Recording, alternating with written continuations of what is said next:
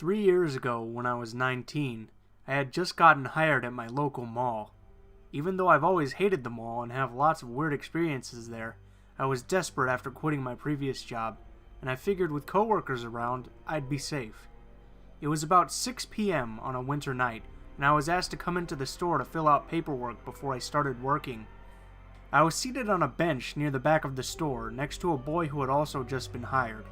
We made some small talk about the job and how the piles of paperwork were easily the largest and most ridiculous we'd ever seen. I thought he seemed cool. We quickly got to work and started filling out the forms mostly in silence. At first I was so absorbed in the papers that I didn't realize I was being watched. I looked up to see a tall man about 6'5", maybe 45 years old, standing about 5 feet away, eyes locked on me. I stared right back at the man, and after a few seconds asked if I could help him. He asked some very vague question about the store. I gestured to the huge pile of papers in my lap and told him that I hadn't started working yet and couldn't help him. He just continued staring. I'm a small girl at 5'1". I've been creeped on plenty of times and learned a long time ago not to be too polite about it, though I had just gotten hired, and I didn't want to be rude about it either. "What?" I asked impatiently. Do you have a boyfriend?" He stuttered. "Yes," I lied, looking back down and continuing writing. "How old are you?" he persisted. I just said that I was sorry and that I was busy, not looking up. He stood there, and he asked when I had started working and if I lived close by. He asked if my boyfriend was good to me. I ignored him. Finally, he walked away. The boy sitting next to me ignored this whole encounter. I decided that he wasn't as cool as I'd first thought. A few minutes later, I noticed the man wandering aimlessly around the store, occasionally looking back at me. I wondered if my new coworkers would think I was dramatic if I asked to be walked to my car. The next time I looked around, he was gone. Relieved, I finished what felt like the millionth written form and pieced the fuck out of the store. I scanned around as I made my way towards the mall exit, and I saw no sign of the man anywhere. I couldn't see anything outside the glass doors, but I could see that it was dark. I walked outside, and as soon as the door closes on me, I am literally lifted off of my feet. The man from the store is picking me up, kind of rocking back and forth in what was the most terrifying hug sort of thing I had ever experienced in my life. He put me down to tell me that I'm everything he was looking for in a girl and how nicely he'll treat me.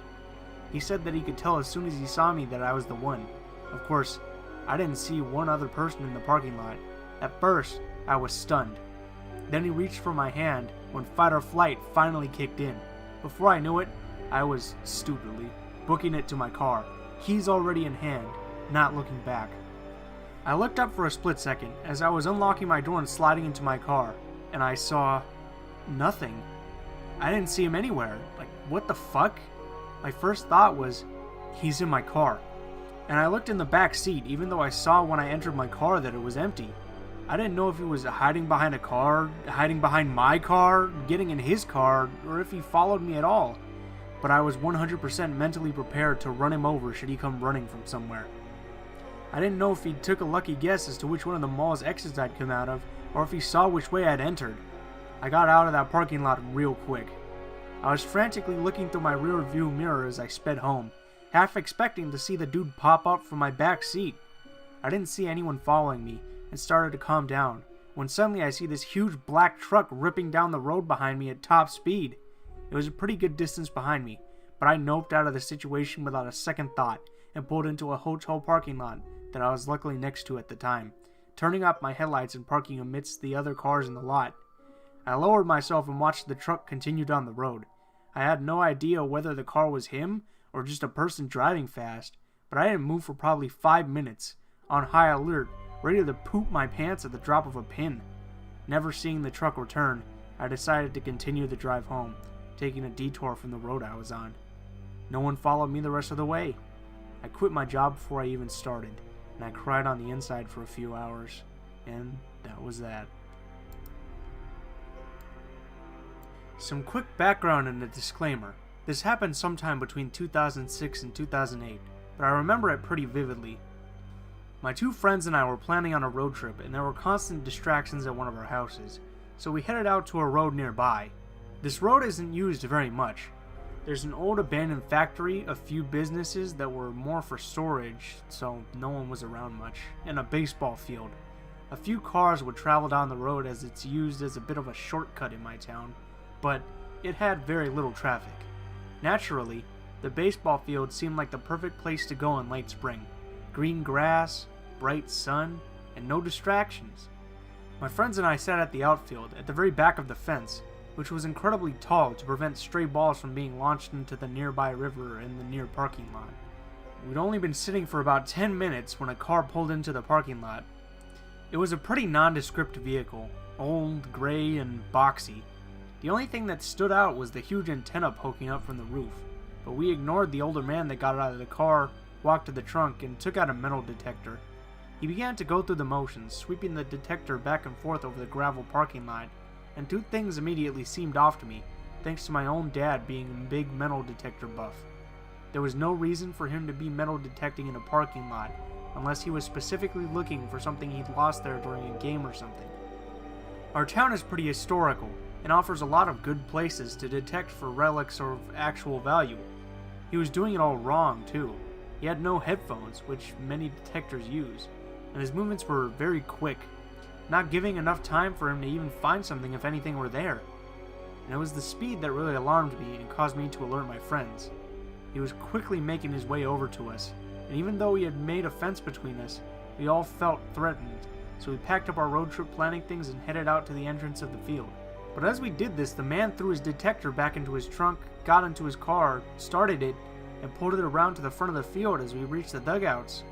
We waited by the dugouts, watching for his car to pull around and move on to the road, but it didn't come. The longer we waited and listened, we realized he was still there. He was idling on the other side of the dugout. My friends and I were torn, whispering frantically to each other. Did we go into the dugout for protection? But then we'd effectively be trapped in a concrete cage. Did we make a run for the railroad tracks on the other side of the road and try to sprint to my friend's house several blocks away? Did we try to scale the huge fence on the other side of the field, away from the parking lot? I mean, what the hell did we do? Finally, we calmed down enough to call my friend's stepmom and begged her to pick us up. She could tell by my friend's voice that something was wrong and showed up pretty quickly, but the minutes we waited it felt like hours. The car just idled there, waiting for us, until my friend's stepmom's SUV pulled down the road, and then he was off, tearing out of the parking lot and down the road in a cloud of dust. Scared, we climbed into the SUV and told her what happened. Then we asked to borrow the SUV so we could take a drive to a safer park farther away. An hour later, it found us pulling into a popular park in our city, which included the community center pool. When we drove by the pool, we saw the now familiar gray car with a huge antenna reaching for the sky, our metal detector. We slowed down, parked, and there he was, going through a charade of metal detecting outside of the pool. He kept poking around in the lawn, glancing up to the pool, kneeling and digging while not even looking at what he was digging, just staring at the pool where the kids were swimming and laughing, totally unaware. I don't know how long we waited and watched, but when he got back to his car and pulled away, there was a mutual, unspoken decision. We'd follow him. So we did. We followed him several blocks before he finally caught on to us. Of course, we weren't very sneaky. We were 3 teenage girls in a huge SUV. He pulled over and glared at us as we drove by. Our cover was blown, so we headed home to speculate about him. Was he a pedophile? Would he have kidnapped us? What the hell was with that huge antenna on his car? Whatever the answers, we already knew we never wanted to meet him again. And no, we never did finish planning our road trip. Story 1 of a few strange encounters I've had. This situation occurred to me when I was the naive age of 12 years old. It was around the summertime, so I was just about finishing my first year in junior high school. My school was pretty far from my home, so every day I had to take a bus home from school. My aunt and mother specifically chose the same school for my cousin and I, so that we can go from school and back together. Since we did not have the same schedule, the rule was to wait for each other depending on who left school first, to take the bus together. We were not allowed to walk home from school. It was quite a distance away, so they didn't want us to take the risk by walking home. Unfortunately, my cousin didn't always follow that rule. He didn't see the need to take the bus with me every day, and would sometimes go walking home with his friends who happened to live close by to him. Most of my friends lived near our school, so I had no one to walk home with. There were times he did take the bus though, depending on his mood, I guess. So one day, I head over to the bus stop, waving goodbye to my friends, and waited. This bus was one of the slowest buses ever, and would often get so packed with people that it would skip my stop, so I usually expected to wait a while. On this day though, the bus was surprisingly empty except for maybe one or two other people. It was early summer, so most students would go to the pool or go to the park right after school to hang out. Basically everyone was walking home except me. Living in a city, New York City to be exact, exposes you to weird experiences on almost an everyday basis. I was young, naive, and seriously thought I was not likely to run into anything strange. This is probably why I never really paid that much attention to my surroundings. However, after waiting at the bus stop for a few minutes, I felt strange all of a sudden. I felt like I was being watched. New York City on a bright summer day meant there were plenty of people around, but somewhere, someone was watching me. I couldn't pinpoint who or where it was, but it was such an unmistakable feeling. I tolerated this for a few minutes and just ignored it. If it was bad, it would have happened already. Yes, that was my stupid 12-year-old logic. From time to time, I would check to see if the bus was coming, but it was nowhere in sight. I guess that feeling of being watched was getting to me because I started feeling really anxious. Right when I thought I was just being stupid, a man approached me. It was like he just appeared beside me. I didn't even feel his presence at all, and jumped in surprise when he asked, "Hey, can you help me?" I never mentioned this, but as a 12-year-old female, I was already around 5'7", and the tallest of my class. This guy was around 5'5" or so. He looked to be about in his mid-40s, and was Hispanic like myself. He looked pretty harmless. He didn't look like he was high or drunk. He asked me this question in Spanish, to which I responded, "Sure, how can I help you?" in Spanish as well. Since he didn't look suspicious at all, I relaxed and was eager to help a person in need. He then asked, "How do I get to Avenue B?" I looked at him with, I assume, a very confused expression.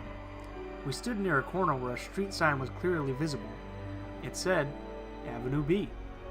This was obviously a red flag, even for a naive 12-year-old girl. I held back a chuckle, thinking maybe he couldn't see well, and said, "This is Avenue B." Then he looked at me for a moment and gave me one of the most creepy smiles I've ever seen in my life. It wasn't warm at all. It felt wrong, like he wanted to eat me alive. I instantly felt nervous. Then he said, "You're such a sweet girl for helping me. What's your name?" My heart was racing at this point. "I can't tell you," I responded quickly and checked to see if the bus was coming. I thought if I brushed him off and ignored him, he would take the hint and leave. It was silent for what felt like a few hours. I looked around me, at the floor, everywhere except the area beside me. Eventually, I exhaled and checked to see if he left. Nope. He was standing intently beside me with that creepy smile plastered onto his face. "If you come with me, I'll give you a nice gift," he said, still smiling. I never hated my cousin more than I did at this moment. Of all the days he decided to walk home instead of take the bus, it just had to be the day some creep approached me. I know I couldn't stay at the bus stop. He was persistently asking me questions. He would move his eyes up and down my body slowly. When you're afraid and basically suck at being social like I was, you would never think to ask for help. I don't know why I felt like I needed to handle this myself, but I decided to leave this stop and walk to the stop before mine, which was about 4 to 5 blocks away. I was hoping to get away. I didn't even bother responding to any of his questions and just casually walked away. I was speed walking and was so grateful for having long legs. I reached the end of the first block and looked back to be sure. He was right behind me. "Don't be shy. I just want to give you something," he said, practically pleading. Nope, I didn't want it. I kept walking, looking through the crowd of students, hoping to spot someone I knew. No luck. So I kept walking until I finally reached the next block. The blocks were short but fell so far apart at that moment. I had 3 left to go. I looked back again and he was still there, laughing like we were playing some sort of game. This guy was keeping up pace even though my strides were longer than his. He was so close. I could hear him breathing heavily. He was practically jogging behind me since he had trouble keeping up. This guy was seriously demented. There were no cell phones yet back when this happened, so it's not like I could call anyone. I didn't want to stop at a payphone to make a call so that he could catch up with me easily. I didn't want to bother asking a stranger for help either. If anything, I was paranoid. What if they did the same thing as this creep? I thought. I was an idiot. I was panicking, so at that moment I lacked common sense. "Stop walking so fast," he said. "Really?" I was just about to start running when magically one of my classmates appeared. She was walking with a bunch of her friends. We had a few classes together and hardly spoke to each other at school, but I didn't care. I needed an escape. I walked straight up to her and said, "Hey, Julie, can I walk with you?" I was too excited when I asked her this, and she gave me a look that said, "What the hell is wrong with you?" but then continued to look at me. I guess the look of panic on my face was obvious, so she said, "Sure, let's go." I am forever grateful to her for reading my face so well. I walked with her quietly for a few blocks past my bus stop, until she had to return home. I thanked her and looked behind me when she left. He didn't follow us. I jogged to the next stop just to be sure, and the bus arrived about a minute later. I never saw him again after that day, and never told my mother anything about it until years later. I should have said something in case he preyed on someone else. I will always regret that. Wherever you are, creepy bus stop man, let's not meet again. Hey there guys, it's Blue Spooky once again. I just wanted to thank you all for taking a chance to watch the video. If you enjoyed the video, please feel free to subscribe, check out my Twitter and Facebook, and leave a comment if you have any constructive feedback. Also, if you have any stories that you'd like me to read, please feel free to send them to my email at bluespookyreadings@gmail.com. Thank you guys for your time, and I hope you have a great day.